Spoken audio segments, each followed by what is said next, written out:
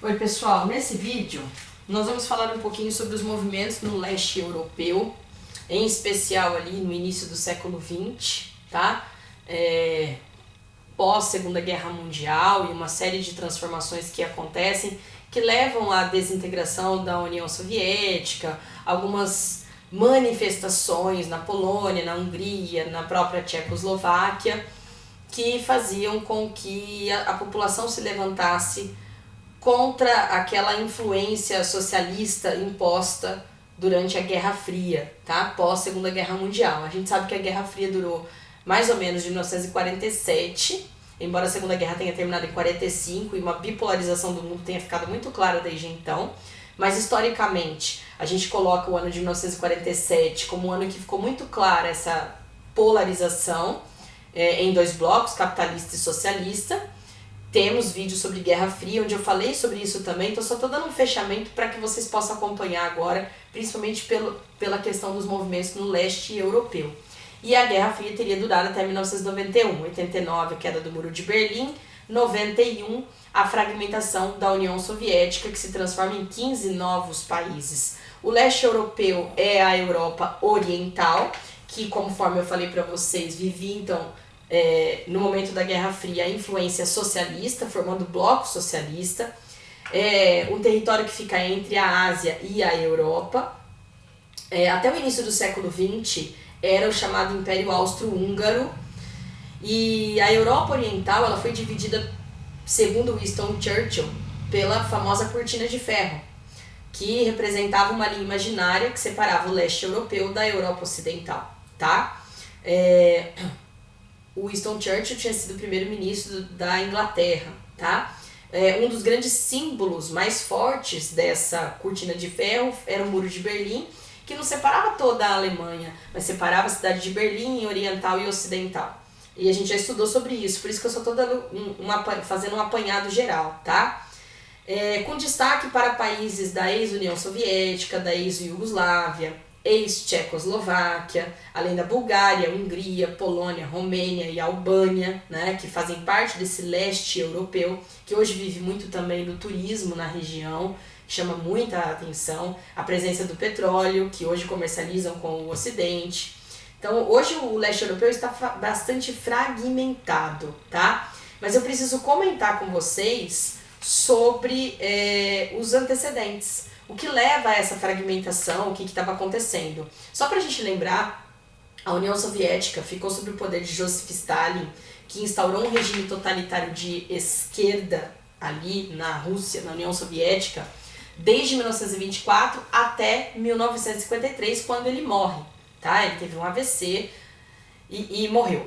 Quando ele morreu, Nikita Khrushchev assumiu o poder. O Stalin havia instaurado campos de prisioneiros políticos, também campos de trabalho forçados, chamados gulags, e que trouxeram vários horrores à União Soviética. Então, quando o Nikita Khrushchev assume, a primeira coisa que ele começa é um processo de desestalinização, para deixar para trás tudo aquilo que o Stalin tinha feito, os horrores que tinham sido praticados durante o regime totalitário do Stalin.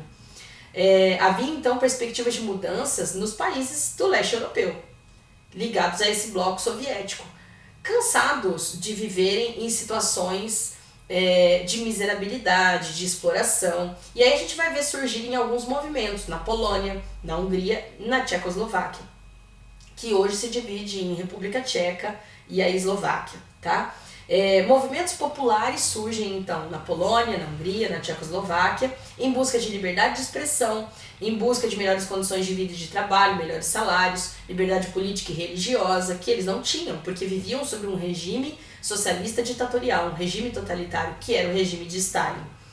A Polônia, em 1956, inaugurou um movimento popular cujo lema era Deus, Pão e Liberdade, lutando principalmente pela liberdade política e religiosa, e era um movimento popular. Eles queriam o fim da intromissão da União Soviética, que presidia o Pacto de Varsóvia, e infelizmente o Pacto de Varsóvia, liderado então pela União Soviética, mesmo nas mãos do Nikita Khrushchev, colocaram fim aos movimentos populares ali dentro da Polônia. Mas a Polônia não deixou de questionar, em especial ali nos anos 80, uma crítica ferrenha ao socialismo, tá? Um levante contra o socialismo. Quando foi foi em 56, a Hungria também teve um levante popular, o famoso levante húngaro, porque a Hungria vivia uma ditadura muito violenta e queria se libertar dessa ditadura. Muito influenciada, inclusive, pela União Soviética de Stalin, que, né, até 53 ainda existia. Henri Nagy era uma liderança do novo governo na Hungria e que vai anunciar o afastamento da Hungria do Pacto de Varsóvia. Só que isso vai levar a uma reação muito violenta da União Soviética, mesmo não estando mais nas mãos de Stalin, que havia falecido em 53. Quando foi entre 66 e 68, a Tchecoslováquia também se rebelou, a famosa Primavera de Praga, questionando, claro, as mesmas mudanças, liberdade política, liberdade religiosa, uma diversidade cultural. E a liderança ali da Tchecoslováquia na época, o Alexander Dubček, né, ele propôs manter-se politicamente unido à União Soviética, mas economicamente livre, como o exemplo da Iugoslávia naquele momento.